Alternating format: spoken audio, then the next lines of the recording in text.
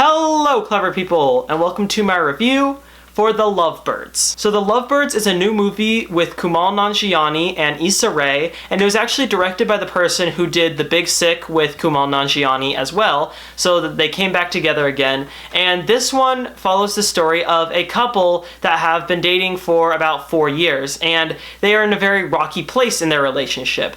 And on their way to a party with a friend, they end up hitting somebody on complete accident. And then another person catches up with them and they say that they are the police, so they drive after them and run them over.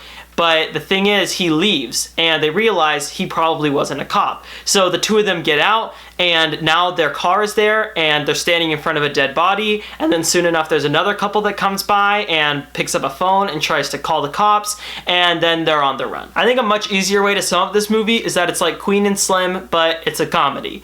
And I was actually looking forward to The Lovebirds, more than I should have, because I love The Big Sick. I love it so much. It is one of my favorite movies of the last decade.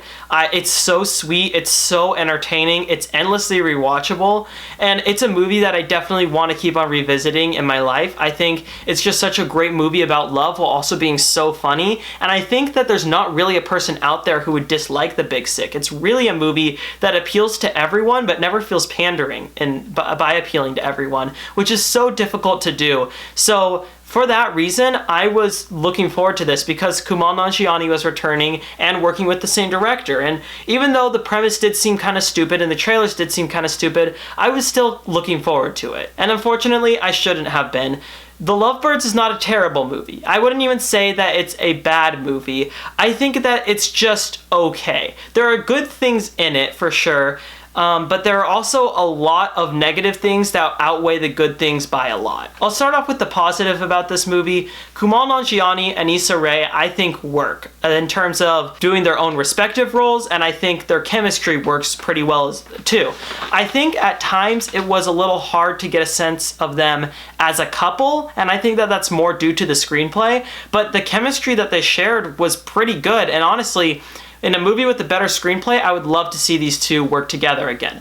I also like that this movie tackles race-related issues in a very subtle way. Like, this movie is making some very clear statements, and it's not like it's super obvious about it either. I mean, the moment that they run them over, yes, the circumstances are bad, but they immediately run away because they're scared of what's going to happen with the cops. And then there's a scene later in the movie where they are wearing clothes, and there's a cop that drives by, and they think, oh gosh, he's going to get us, and he gives them like a stern look and then drives by, and they're like, oh, that's just a casual racist. There's themes like that throughout with just the relationship between people of color and the police community, and the commentary is very subtle. It's not even in your face. It's not like there's scenes where characters sit down and try to explain that to you, and that I really did enjoy. Those are the end of my positives though, because what I just said about the race-related issues in the movie, the rest of the screenplay takes the complete opposite direction.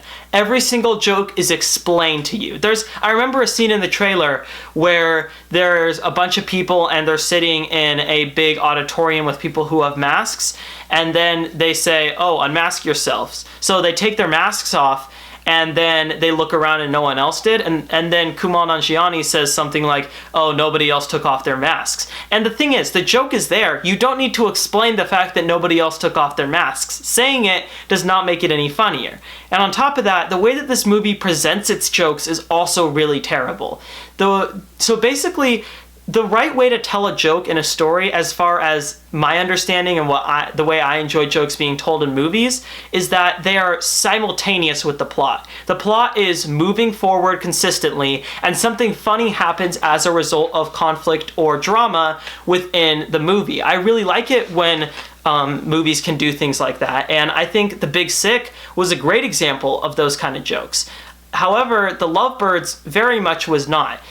This movie has a lot of jokes in it where it feels like the scene's going along and they stop dead in their tracks to try to tell a joke, and especially because a lot of the jokes don't work, it ends up just feeling really, really weird. I would love to see more collaborations with Kumail Nanjiani and this director when Kumail Nanjiani is writing the script or when another screenwriter is writing it. I think that this was just the result of a bad screenplay. I don't think it's badly directed. I don't think it's badly acted. There's good things in this movie, but overall, it just kind of ended up being an annoying and mostly forgettable movie. I will give The Lovebirds a 5 out of 10. Alright, that concludes my review for The Lovebirds. So, what are your thoughts on this movie, or what did you think of The Big Sick? Comment in the comment section below and let me know. I am Robert Burke, and this has been The Clever Critics. Goodbye.